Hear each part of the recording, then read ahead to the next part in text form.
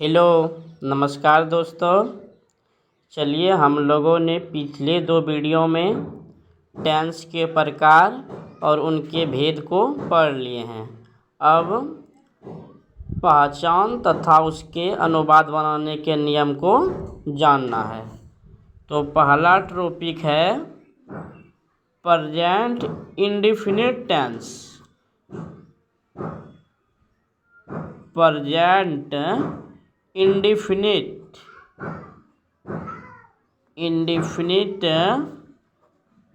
Tense या simple present tense, ये भी 6 भागों में बटा होता है। प्रेजेंट इंडेफिनिट टेंस या सिंपल प्रेजेंट टेंस 6 भागों में बटा होता है। देखिए दोस्तों, ये कुछ नहीं है, ये पहले से लिखा गया था, इसको हम कट कर दे रहे हैं। इसका पहला टॉपिक है अफर्मेटिव। क्या है?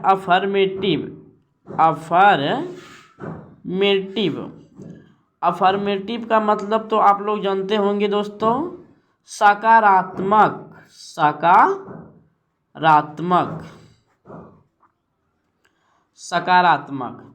तो इसका पहचान है पहचान हिंदी क्रिया के अंत में ता है, ती है, ते हो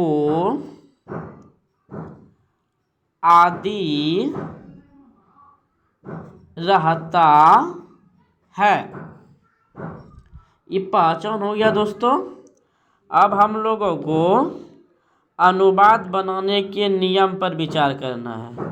हवा चल रही है, ये वाला पेज इधर आ जाता है, इसलिए इसको ऐसे कर लेते हैं। हाँ, समझिए। अब क्या है अनुवाद बनाने के नियम। अनुवाद बनाने के नियम। अनुवाद बनाने के नियम, देखिए इसको हम 2 भागों में बांट सकते हैं। सब्जेक्ट यानी कि कर्ता, सब्जेक्ट आई, वी, यू, दे, दो, या, दो से अधिक नामों के साथ वर्ब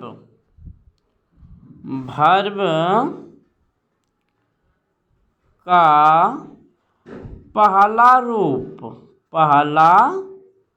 रूप यानी कि V1 लगता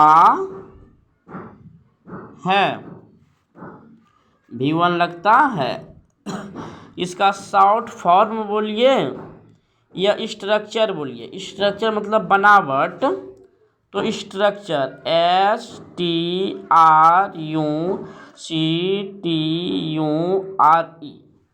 स्ट्रक्चर बनावट। तो इसका बनावट क्या होगा? इसी का इस शॉर्ट रूप है, यहाँ लिखे हैं ना, सब्जेक्ट के साथ वर्ब का पहला रूप, वही लिखेंगे। तो सब्जेक्ट प्लस V1 और ऑब्जेक्ट। अब इसका एग्जाम्पल देना है, तो एग्जाम्पल में लिखिए, जैसे क्या, मैं पढ़ता हूँ। देखिए, तो यहाँ फोकस करना है, पहले मैं का क्या होता है? मैं का आई होगा, मैं का आई यहाँ लिख दिए। बोल रहा है आई के साथ वर्ब का पहला रूप यानी कि पढ़ना का पहला रूप रीड हो गया, लिख दिए। दूसरा एग्जाम्पल, हम लोग हिंदी पढ़ते हैं, हम लोग हिंदी पढ़ते हैं। तो हम लोगों का क्या होता है, वी होता है। वी वर्ब का पहला रूप यानी कि पढ़ना का रीड, और ये ऑब्जेक्ट है हिंदी, तो यहाँ हिंदी लिखेंगे, वी रीड हिंदी। चलिए ये बन गया। अब इसका दूसरा नियम जानते हैं हम लोग। दूसरा नियम, सेकेंड नियम, सब्जेक्ट SUBJECT सब्जेक्ट। ही लिखे हैं, ही, सी, इट एवं एक नाम के साथ वर्ब का पांचवा रूप यानी कि V5 लगता है, V5 लगता है। अब इसका स्ट्रक्चर लिखेंगे हम लोग। स्ट्रक्चर तो स्ट्रक्चर में क्या देना है, सब्जेक्ट V5 और ऑब्जेक्ट लिख लिए। अब इसका दो जैसे देख लीजिए, जैसे वह खाती है, तो लड़की खा रही है, यहाँ सी लगेगा, तो सी खाना का ईट। अब इसमें क्या लगाना है हमको, वर्ब का पांचवा रूप, तो यहाँ एस लगा दिए, ईट्स हो गया। अगला, वह घर जाती है, लड़की जा रही है, सी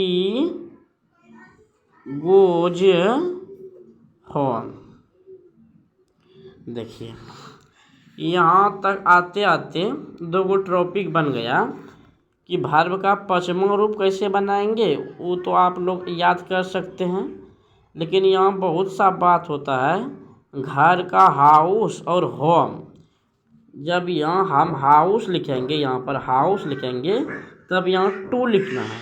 यदि हाउस नहीं लिखेंगे, होम लिखेंगे, तब यहाँ टू नहीं लगता है। अब ये टॉपिक समझ लीजिए। होम का भी भी होता है घर, और हाउस का भी क्या होता है, घर। तो दोनों में डिफरेंस क्या है, देखिए समझने का प्रयास कीजिएगा। होम भी घर और हाउस भी घर। अब इसको हम एक एग्जांपल देके समझा रहे हैं।